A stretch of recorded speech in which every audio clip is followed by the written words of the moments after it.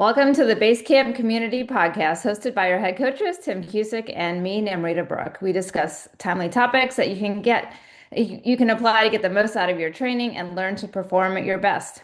I am Namrita Brooke, Basecamp coach and sports nutritionist. I've been coaching for 18 years. I have a PhD in applied exercise physiology, a master's in sports nutrition, and I'm a registered dietitian. And my name is Tim Cusick. I'm the other head coach here at Basecamp. I've been coaching for over 20 years. I've had the luxury of coaching athletes to numerous world and national titles and to the Olympics. Welcome back. Here we go Yeah, again. it's Today, Podcast Friday. yeah. And this one's also kind of like last time. It's an extension of a conversation we were just having. And I think it's funny to take like these hot topics that are out in the cycling world, whether they're in social media or other podcasts and stuff, and we just kind of chat about it and come up with our own take, I guess. And so this is one of those.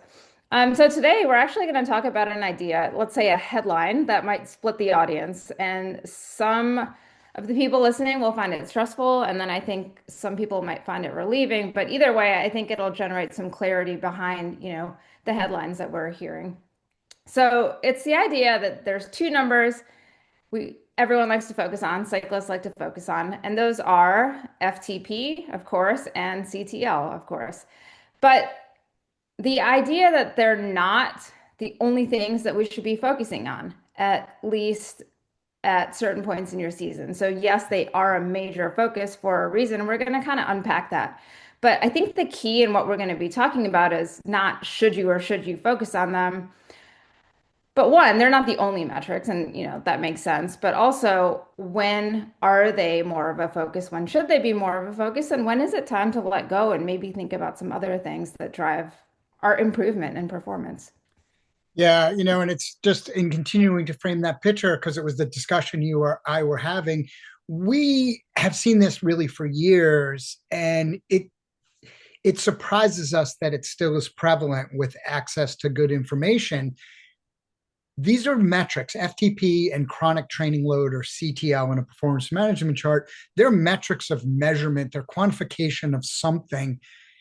One of the things that can happen, and it's kind of laid into the way your brain, all our brains are wired, those metrics can become limiters when we have overfocus or actually a form of underutilization.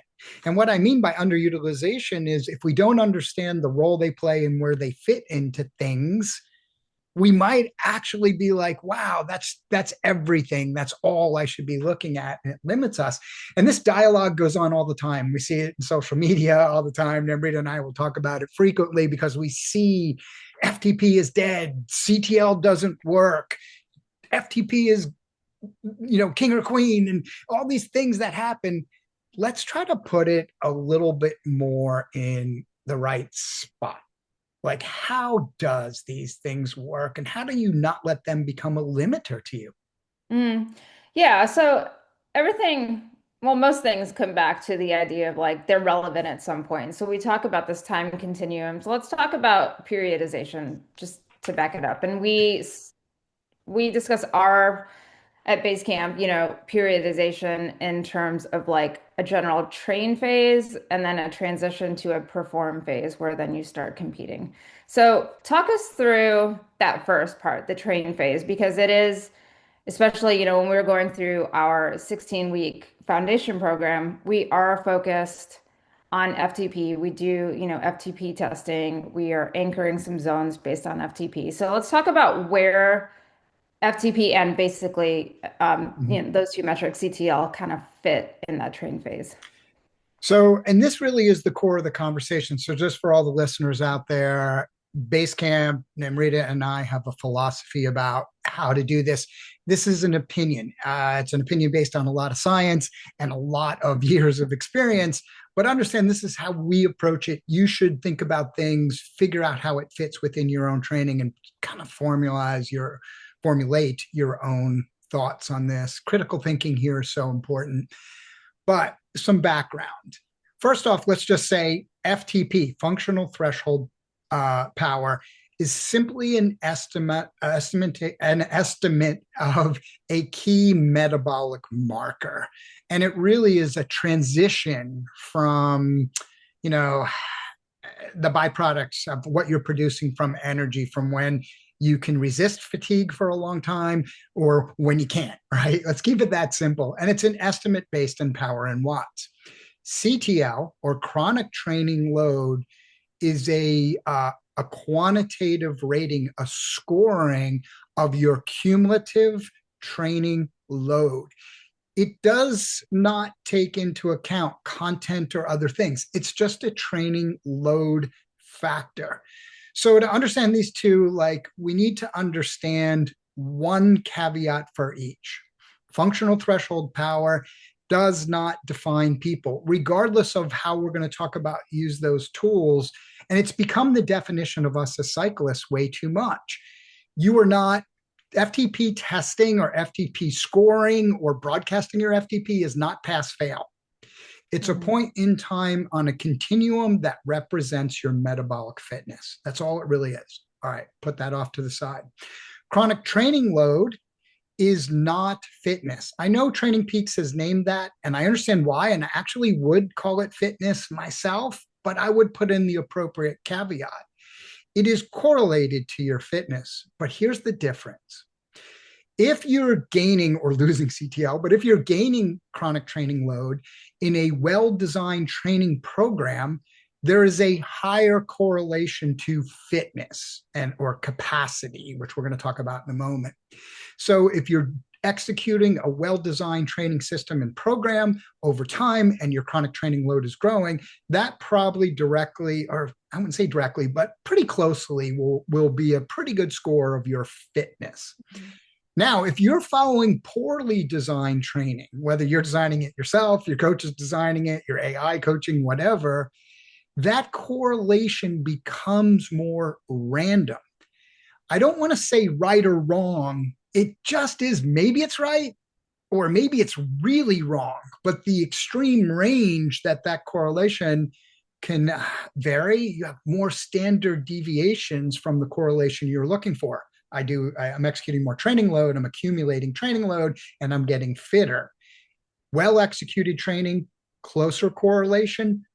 Poorly executed training, a much broader range. Maybe you get lucky, more likely not, and a big variation. Now, put that aside because it's important to understand that there's some assumptions in there as we talk about this.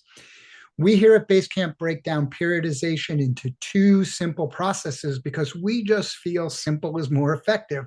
And that doesn't change the concepts or the science behind periodization, which, by the way, is slightly limited. We did Mhm. a podcast on that last year, but we know from a sense of accumulated knowledge and data that putting things in the right order does make sense. Um, we call it the training phase and the performance phase. Fancy names. The training phase is the phase where you're simply training to increase your fitness. And fitness is defined as greater capacities, greater aerobic capacity, greater fatigue resistance, different capacities. How well can you just build your engine to do the work you want it to do? That should be your singular goal in that training phase, because what you're really doing in the training phase is training more so you can better execute the performance phase when you move into performance phase. So what is the performance phase? That's where you begin to transition all that fitness, all that capacity, that built capacity, you express it. And you're expressing it into your performance goals. I want to win this race, a national championship, a state champion, finish this century or a metric or whatever your goal might be. It's an expression of that capacity. It's understanding that simple process that I think can really help people think about it. I'm training in my training phase. I want capacity. I want fitness growth. I want that. But that sometimes changes when we begin to express it because the target is changing. But oftentimes we don't let go of targets. So, Well, let's, yeah, I was going to yeah. say your thoughts. Well, yeah, like on that exact point. So I think cyclists, let's focus on cyclists, training. So we're competitive, right? And so we're very performance driven. maybe our race goals are several months down the road, but we're in this phase and we're building fitness, we're building capacity. It's hard to not focus on a performance target. And so we're making Yes. FTP the performance target. Good or bad? Like what, or if it's not good, what's the alternative? Like how can cyclists focus on the right thing? And maybe it is good to some elements. So I'm interested in your take on that concept. Yeah, I mean, you're really hitting on the problem here. Uh, when we use metrics and the implementation of data, I've been at the forefront of data implementation and training and stuff like that. And the challenge here is when we use metrics and we get comfortable using metrics because it gives us a simple quantified number of something, your brain wants simple. Like we like simple numbers and we begin to relate like and to score even to the level where you will excuse your feelings to believe the number versus the other way around. Your feelings might be saying, I don't feel like that number's true, but you still, the number's simple to conceive. So you focus on it. And what that means is in this particular case, and we're tackling the two metrics of chronic training load, CTL, and functional threshold power, FTP, these two often are the most problematic when we're in the training phase. That's when those two metrics are actually important. Now, the problem becomes when you focus on, let's say you're training for 24 full weeks to get to some big A event, and you're doing 16 weeks of training phase, base training, as we could call it, right? During those 16 weeks, your chronic training load and your FTP are important to us. So we want to be looking at them as a regular basis. They are the success metrics, two of the key ones that you should be looking at. Is your training phase setting you up for success for your performance phase? So we fixate on them. Then what happens when we move on to the performance phase? We need to let them go. And that's where things get challenging because we get so engaged in those are the performance match, or those are the way we score ourselves. I'm doing good because CTL is going up. I'm doing good if FTP is going up. Our brain connects that and it doesn't want to let go. So let's break that down a little bit more into the two phases. So let's start with phase one.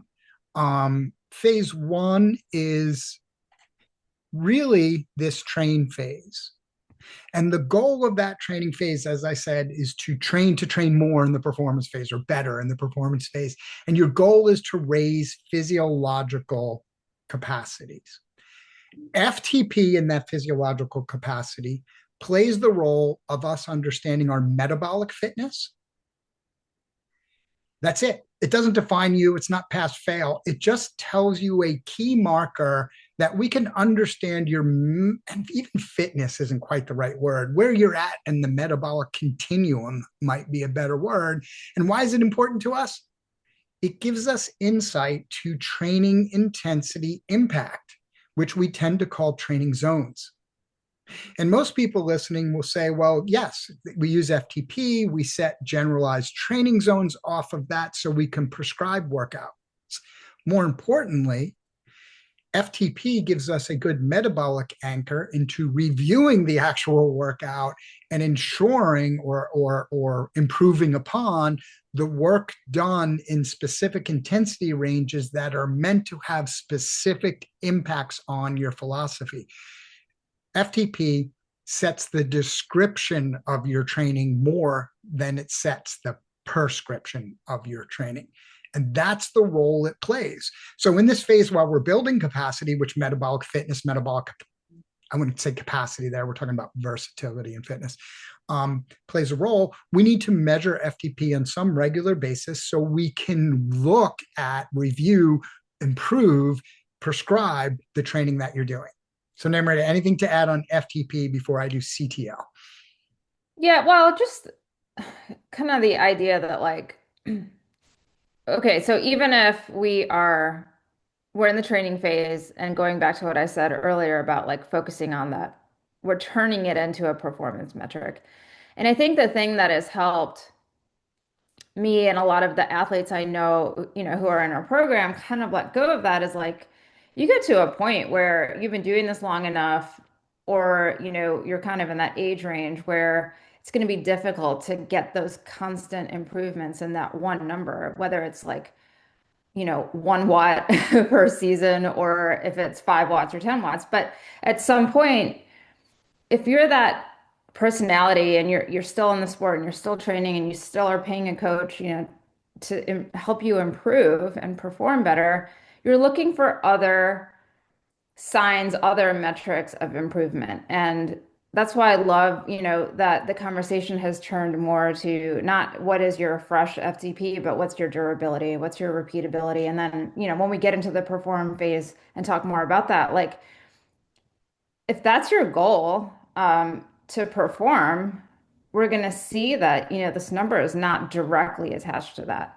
Now, I will say, it seems like CTL, and we'll talk about that next. Like that's e an easier number for people to have acceptance with, it almost feels like, because it's more time bound. It's like, well, I know I only have 12 weeks, 12 hours a week to train or 10 hours a week.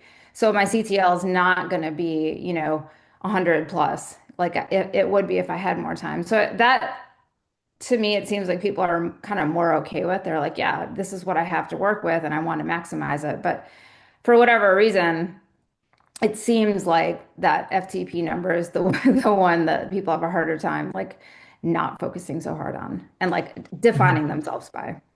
Correct. And I think to be clear, it's a number you should focus on Mhm. in your train phase, Mhm. like because it is a scoring of your metabolic fitness and it's the easiest one to get. It's just a power-based estimate. It's great. And it will show impact. But remember, what's really important is you don't make it pass fail. It's simply Right. telling you a point on a continuum where your metabolic capacity, metabolic capability, metabolic fitness, put whatever you want to it.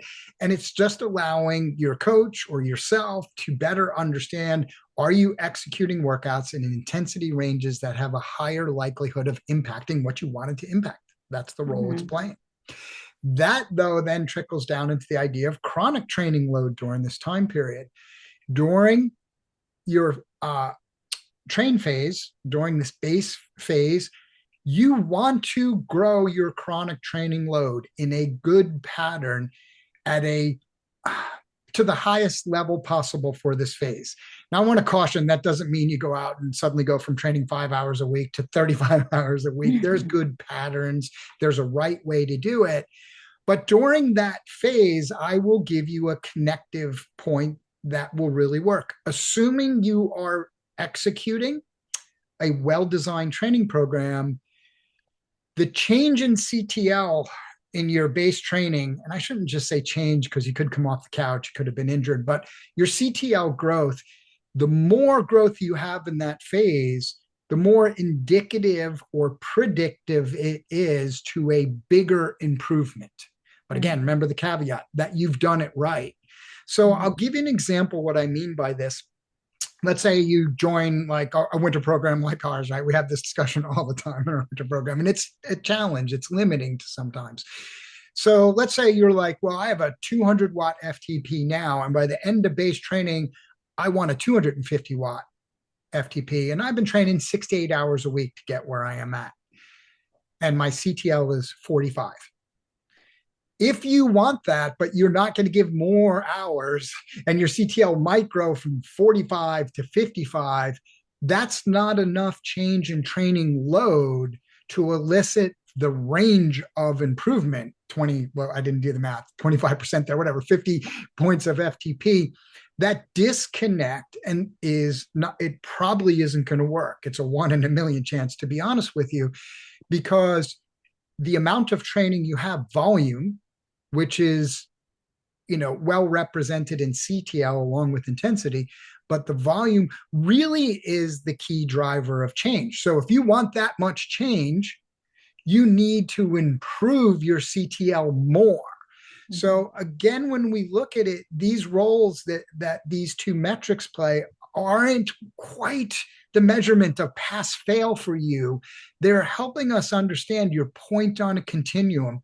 They're helping us review the training we're prescribing to ensure it's getting you towards your goal, and then re-prescribing with the data that we're learning. The same reality happens in CTL. It's can be predictive in that sense. I know that athlete looking for a 50-point FTP gain with a CTL of 10 points increasing because they don't have any more time over those 16 weeks is likely not going to happen. So I can go back to the athlete and say, actually, if you can give me 14 to 16 hours a week, we can grow CTL from 45 to 90. And I'm making that number up, everybody, at the moment. I'm not doing the math, but let's say 90 to 100. There is a chance. That's why those two metrics can really play a role in training, because if we let go of them as pass fail, there's a correlation between our main goal of the training phase. We want higher, improved capacity. So when we move on to performance, we can do better in performance.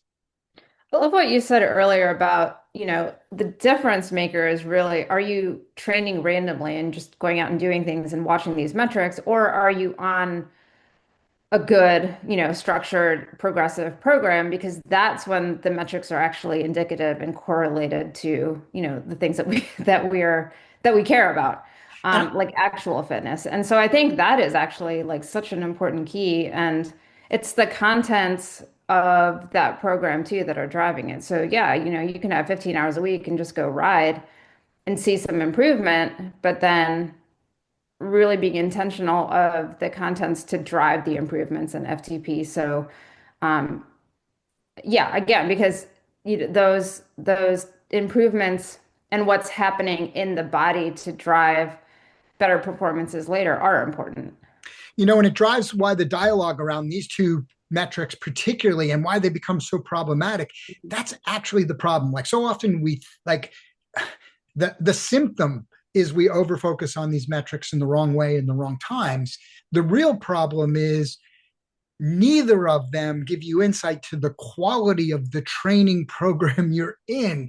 So Mhm. if I was to go out, I could raise my CTL a lot if I was to Mhm. go out for 2 hours a day and ride a full 1 hour time trial in the middle of each workout. My CTL would grow. It would be great, particularly if I did it like 30 seconds on and 30 seconds off, and Mhm. manipulated how TSS is calculated. My CTL would look awesome and my performance would be in the shitter. Excuse my French. It wouldn't work. Like, Right. because that happens. That's one end of the bell curve. The other end of the bell curve is somebody came out and said zone 2 every day is the key to all success.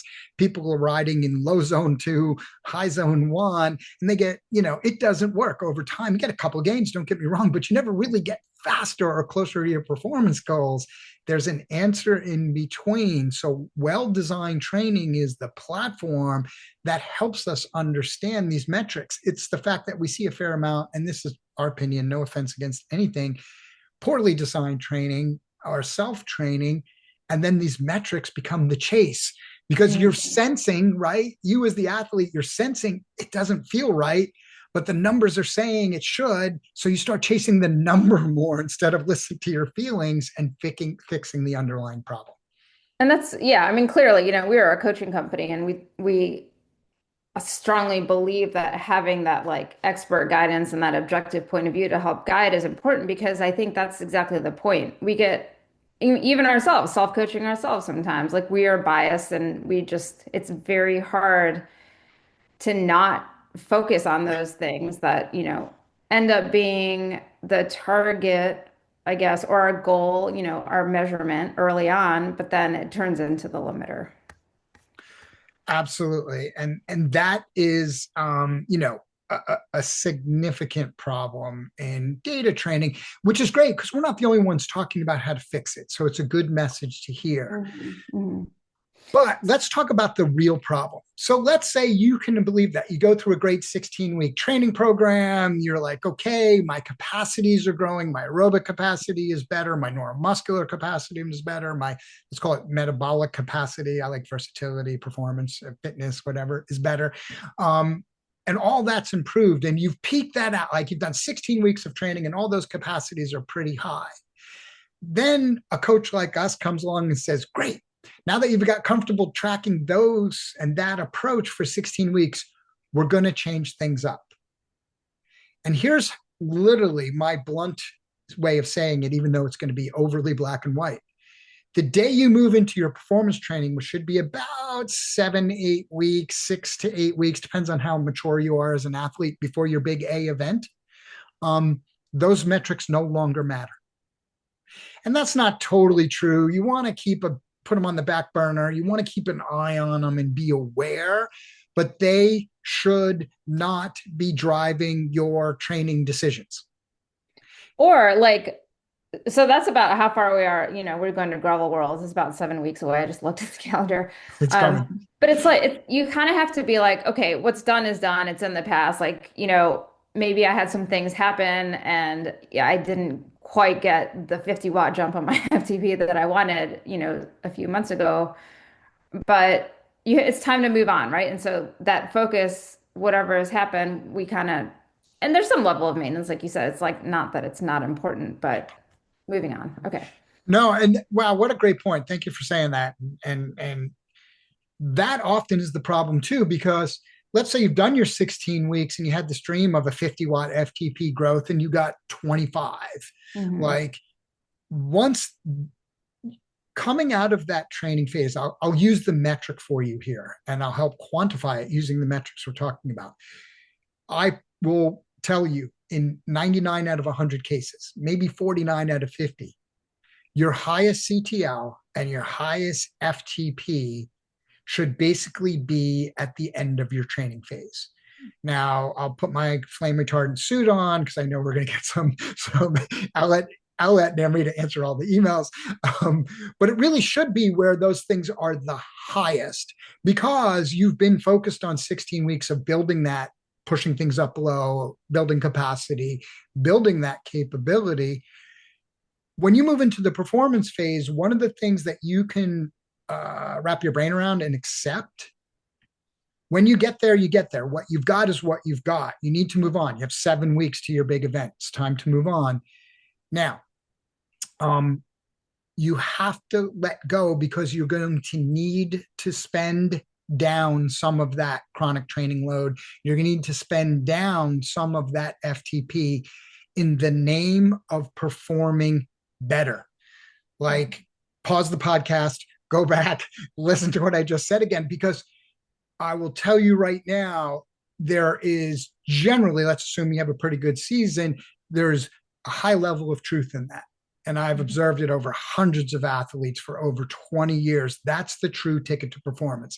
Now, let's say you've been injured half the winter or things haven't gone right and you just have to do what you got to do to get in shape now. That's different. But assuming your season's going generally on schedule, that's the preparation that you need to do. So we mentally let go of CTL and FTP, but we need to replace it with something else. So in our program, in mine and Namrita's design, we have 4 things we want to look at. Fitness. So it's the cumulation. We use those points. Okay, what fitness level? What was our CTL? What is our FTP? And other metrics we would look at, power outputs, VO2 max, things like that. What's the fitness? Because that dictates how much work they can do in the performance phase. It supports how many intervals you can do. Then we look at the 2 metrics a lot of people are talking about now, and we've looked at these for years.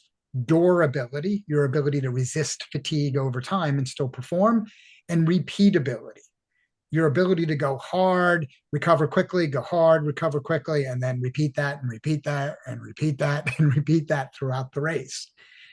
And then finally, a more subtle one, your performance skills. And when we say skills, what people tend to think is, can I descend on a bike? Can I go downhill fast? Do I have good climbing form? Does my bike fit well? Those are part of the package, but performance skills are really more about your ability to take the capacities that you've built and express them in race or performance events in a way that maximize those capacities, that you get the most out of it, that you don't actually work against your fitness or your capabilities. Those are our 4 pillars of the performance phase metrics that we're looking hard at. Anything to add to that, Namrita? I just had this visualization of that show Top Chef. I don't know if you've ever seen it, but I've it's seen it. these chefs and there's like four of them and they get this basket of random ingredients and they're like, okay, you have whatever, like 15 minutes, like go. And so it's kind of like you're arriving in the performance phase. You're like, okay, what elements of my fitness do I have? My race is in 7 weeks. Like it's go time. And you have to kind of figure out like, all right, here's the demands of the events. Here's what I'm working with. And here's the gap, I guess, if you're looking at that needs analysis, how can I maximize my strengths to play to the event, increase my odds of performing well, and limit my limiters, right? And so, it's going to depend on what you have right now, what time availability, and what constraints you have in that perform phase, and the environment. I mean, we were just talking about this, like, okay, if I'm training in Colorado and I'm going to race in the heat and humidity, like, what are the things? And, we were talking about this yesterday again, and we kind of are lumping all these things into performance skills because they're focused on execution and increasing your odds of performing well. But if we're just thinking about like gravel worlds or a gravel race now, a lot, you could have a list of 20 things that qualify as performance skills, but what for most people listening, I can think of two are like, well, not nutrition and fueling related, but I can think of like two other ones that are pretty important to focus on whether or not, whatever your strengths and limiters are, I guess. Mhm. Well, you said something good there too. So these four pillars, fitness, durability, repeatability, and performance skills, they sit under the umbrella of the Mhm. specific demands of your event. Namrita and I already were getting ready to race it out against at Lauf Gravel Worlds No, this we're year. not. But she went running. So I only run if somebody's chasing me. So she ducked me and went running. So she's doing ride and run. I'm going to try to do the 150 again, but we're 7 weeks out. We're actually going through this process ourselves in different formats. So the umbrella over those four key categories is that's a big A event.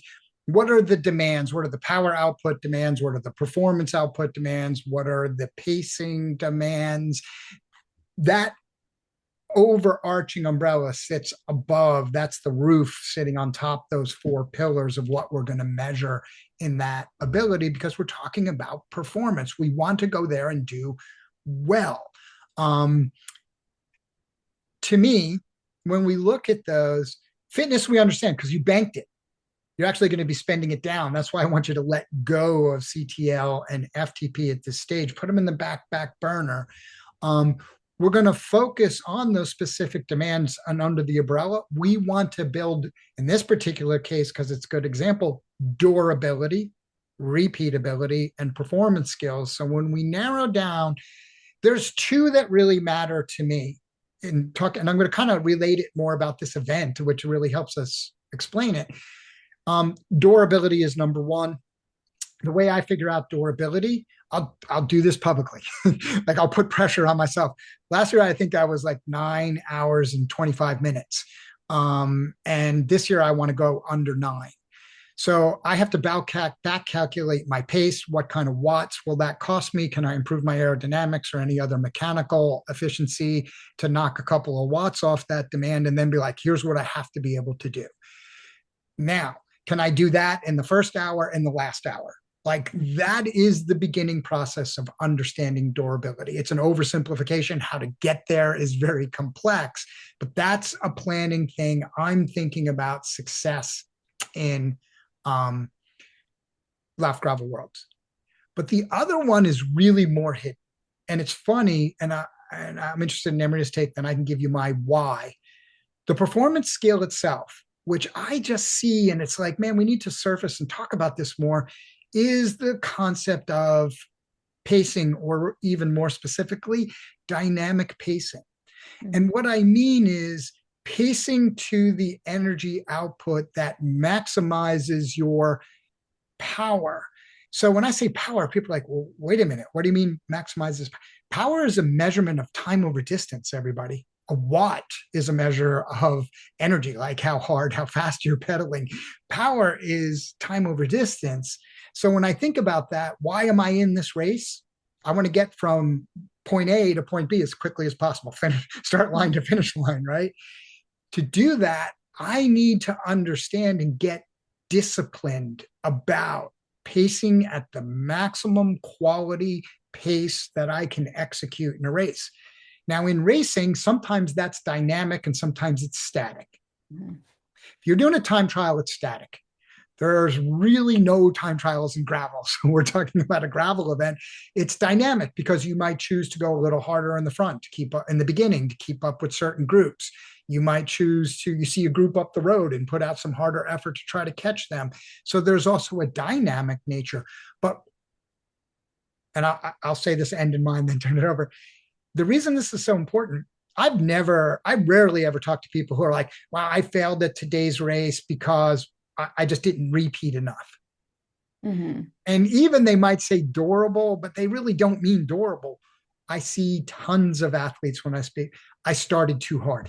Mhm. I went too hard up that first big climb. And that's the what we're talking about. That's a performance skill that so connects to your fitness, durability, and repeatability needs to be worked on in this phase. It's the hidden element, right? Since we're giving up FTP and CTL now and we're spending down, we need to do some work in durability, repeatability, and that performance skill and the concept of dynamic pacing, which might cost you a little CTL. Your Mhm. TSS per hour might not be as high in some of those workouts, but it helps you prepare to perform. Yeah, I think so. Talking about pacing, and it is more complicated, well, and durability. So you can say, well, I did all these workouts where I did like, hard intervals in the beginning, and then I did, hard tempo at the end. And wow, I would like my durability is really good. And then you get to the race, and you're not the only one there. And you get a little bit carried away with, okay, I need to be in this group, and, maybe you're pushing a little bit harder, or you're not as good at riding in a group, especially on gravel, and you keep getting like you keep leaving gaps and you have to keep closing them. And so all of a sudden now your effort is significantly different than that like wonderful durability that you've trained and measured in your solo training in these controlled environments. And I think it's so true. It's like, and I go back to the idea of like, group riding and race simulation and these like training events or training rides that are designed to simulate how you're going to start in that event. Because if you're not doing that, it's very hard to say that you have that race durability, or it's very hard to even know like how hard can you go? When can you spend those matches? You don't have the confidence because you haven't done it. You haven't prepared yourself in the training to know what that feels like and to know what those numbers are, going back to look at it afterwards.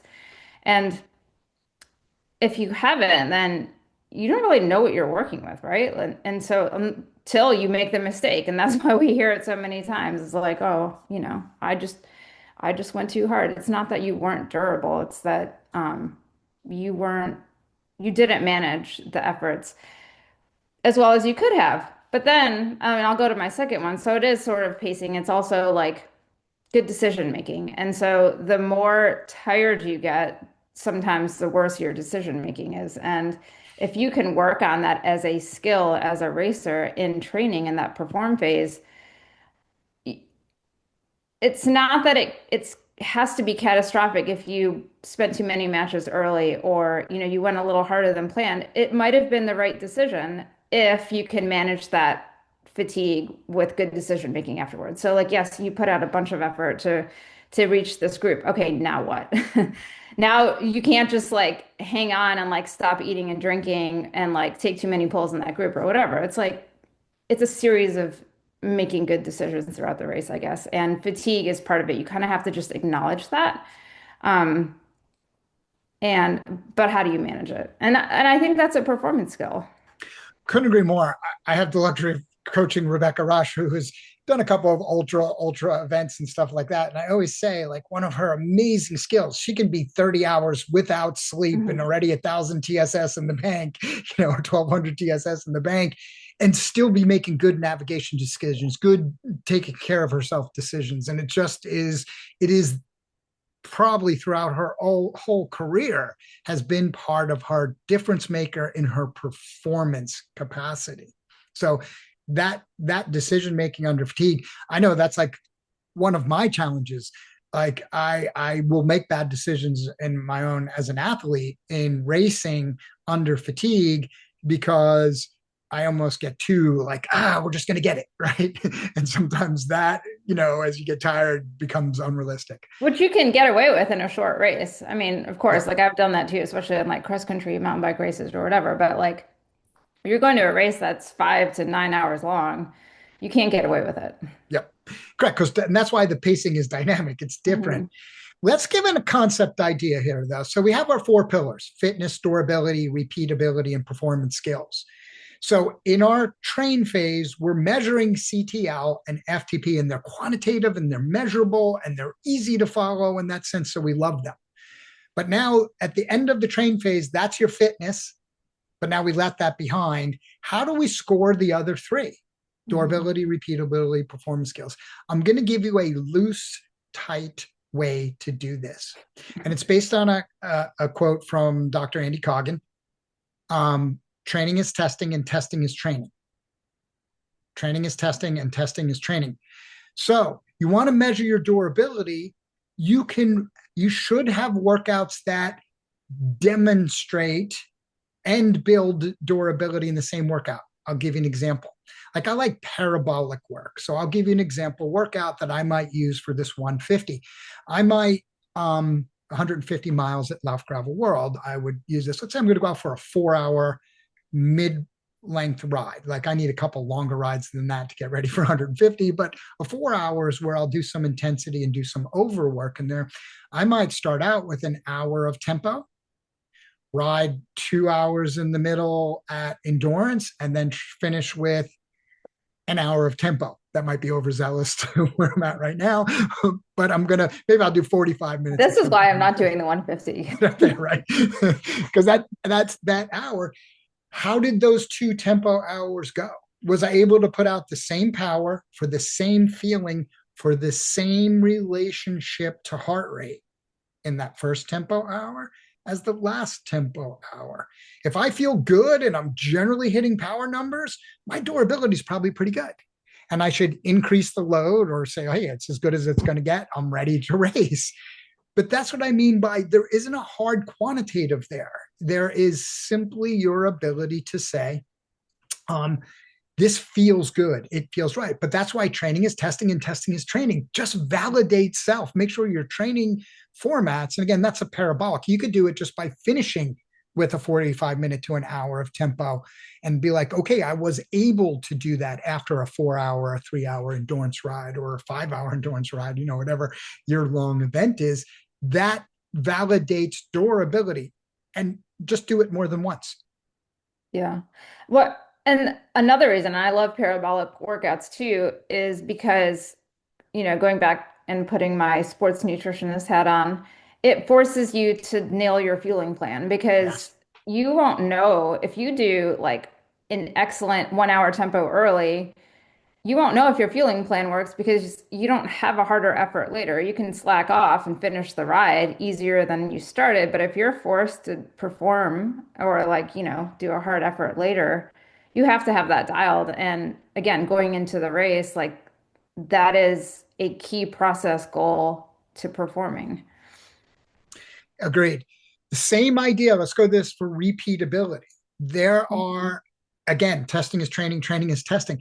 There are workouts like I know in our library, I'm not going to give too much specifics about this, but our coached athletes will know who are going to Lauf Gravel Worlds. I'm sure almost all of you are doing some variation of this. We have a form of over under tempo, which is meant to specifically mimic Lauf Gravel, what they call the gravel seas. Because when you go to Gravel Worlds, it's up a little hill, not little, but a minute, and then down a minute, then up a minute, then down a minute, until you literally cry a little bit. It's hard because over time you end up with 150 miles and 12,000 feet of climbing, one tiny cut at a time. So overarching specificity sits on these. We need to measure that repeatability. We're doing dynamic tempo sets that are allowing tempo a little harder and a little harder yet to mimic that. But what we're reviewing on coaches is your sustainability of the little harder yet. As those begin to drop off, we see a point where your repeatability degrades. Mhm. And that's a good way to measure. So if you continue to do this workout and do more load and you're progressing these workouts, your repeatability should get, I can do a couple more. I can do a couple more. Again, training is testing and testing is training. I don't have a hard number like CTL there to say, but I know Mhm. if I can do 10 more minutes of those intervals than I did last week and sustain the right powers, hit the targets, I'm getting better at repeatability. An excellent way to judge it. Simple and easy, but you got to trust your own feelings. Like you have to say, I'm going to let go of the overly quantified metrics of the past, still put them in the back burner. I'm still going to check on them and see how they're doing, but they're going into the past. And I'm learning to quantify my results by subjectively qualifying them with my feelings. And Mhm. that's okay. So that's a good way to do repeatability. Yeah, no, it's such a good point. And so, look, we haven't even really talked about FTP. We're, talking about like race execution. So that's good. But going back to FTP still important. So you're thinking like this, the gravel seas, for example. It's it's not that your FTP is not important, but it's not like we're using it, I guess, in a different way. So yeah, the higher your FTP, the less you're kind of going over and costing, those matches. Um, but looking at what you have to work with and, your fiber type makeup and everything goes into it. Like your equipment, your tires, your pacing, it's it's how you're maximizing that FTP to capitalize, on what you have given the chorus and also like whoever's around. Um, it's just, yeah, like there's so much more to it. And it's not that we're not saying it's not part of the equation, but it is not the focus now. I mean, when you get into this phase, like every workout I'm doing, whether it's parabolic or, over under tempo or whatever, like I'm picturing myself on that chorus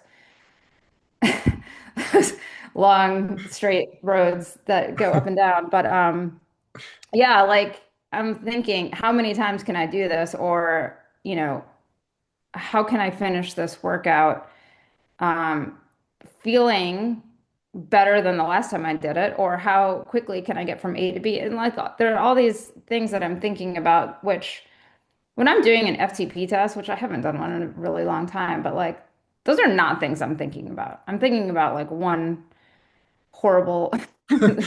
Why didn't I take up Why is golf? that number not going up? I should have played ping pong. Like that's what I'm thinking. Yeah, Right? yeah. Now let's talk about the fourth one, performance skill, and I'll end on the FTP because I know something you and I have discussed that'll be really good for the audience to hear. What's a performance skill? Well, we just gave you the concept that at Lauf Gravel World, since we've now attached it, gravel seas, up a 1 minute hill, down a 1 minute hill, up, down, 12,000 feet of that. Like, so dynamic pacing is important. How do I determine dynamic pacing? I'll use my general numbers here. I know for me to go sub 9 hours, it's going to take, I think it was about 185 watts average for 9 hours. I'm trying to find any way I can to capture 5 of those watts from aerodynamics and rolling resistance. So I'm looking to improve the mechanical kind of side versus last year's target. That means I have to figure out a way to hold 180 watts. Now, it's not a steady 180 watts because I have to go up that hill and down that hill. So I've analyzed my own historical files and some other files. And I realize that I am most sustaining my power when I set a parameter of around 20%. So 20% of my FTP is probably around 50, 40 watts. That means if I'm going up the hill, that's my absolute cap.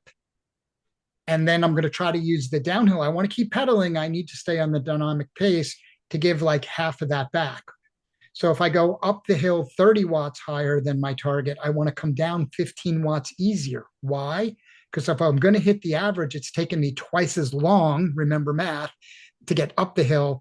I get down twice as fast. So the math averaging puts that in alignment. So I'm building that kind of thinking into my aerobic power rides. So the way I'll train that, I'll go get warmed up. I'll do a 10 to 15-minute tempo to mimic start. Then I'll settle into that race pace with that dynamic style mimicking. and I'm trying to hold that I try to hold 185, like, Mhm. and if I can get to 3 hours, 4 hours, 5 hours, I'm feeling better and better and better about being there. But I don't do it. I don't charge up hills. I don't Mhm. coast down hills. I try to mimic that format. And that's how I'm preparing myself and I'm ingraining. I'm Mhm. making it muscle memory that that dynamic pacing is at least under. I still have to make good decisions under fatigue and not chase stuff I Mhm. can't keep up with or go too slow because I've made some new friends. I Mhm. have to execute at that level, but at least it's built into my performance muscle memory and I've Mhm. practiced at the target. Not just practice at some endurance zone and hope to hit the target. I'm practicing at the target. That's a feeling too. I Mhm. I feel good at that at 4 hours. I went out Sunday, felt pretty good, knocked out a 6 hour ride. It was my first long ride of the year. I'm a little late here getting ready, but I'm trying. Um, and I got to about 5 hours at my number. And I was like, wow, that was surprisingly good. So I feel good. I'm not too far behind. I need to keep building on that. Three sort of subjective, feeling based measurements, but things that are really relevant to you, the athlete, which can be measured. Now, here's the closing point, and Emery and I can dialogue this out as we close.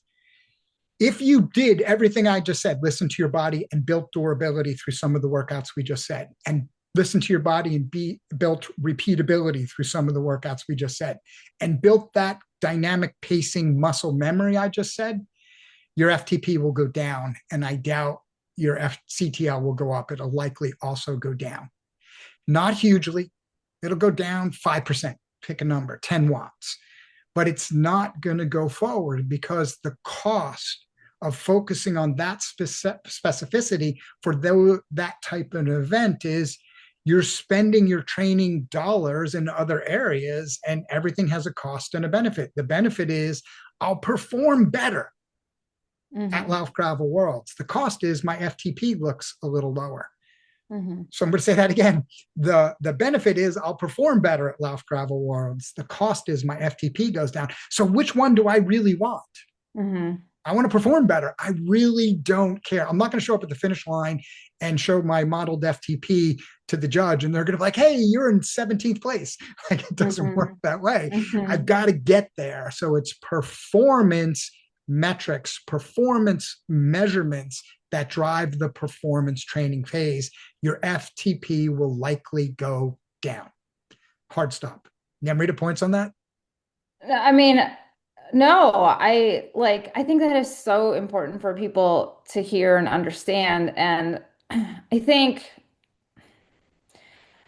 if everything goes well in the event, then people are like, okay, yeah, I get it, right? And so like next year, I'm just gonna go with this. I'm not gonna over focus on FTP. I know it goes down, whatever. But then like if something doesn't go right on event day, and a lot of things have to go right from when you finish your training and you go through the taper and you eat your dinner the night before and you wake up, like so many things there are to focus on to have your day go the way you want it to go outside of just the training and the numbers and like the intervals and everything. And so you can even like let's say your FTP did go up or it didn't go down and you still nailed everything. Like that the race day and leading into the race, like you can totally sabotage your effort. So I think forget forget about FTP. You have so many other things to focus on, to have the day you want to have if that's your goal,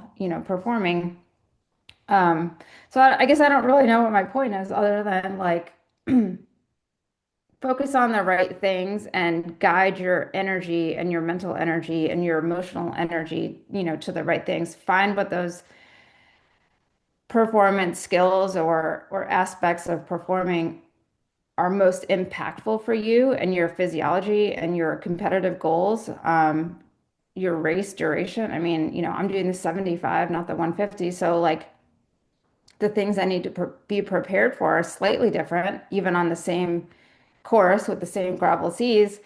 So all of that matters. And I guess my point was, so if things don't go your way on event day, don't go back to, well, it's because, my CTL was not 90. And it's because I never got my FTP to those like to 250. I got stuck at 225. Like, don't blame it on that.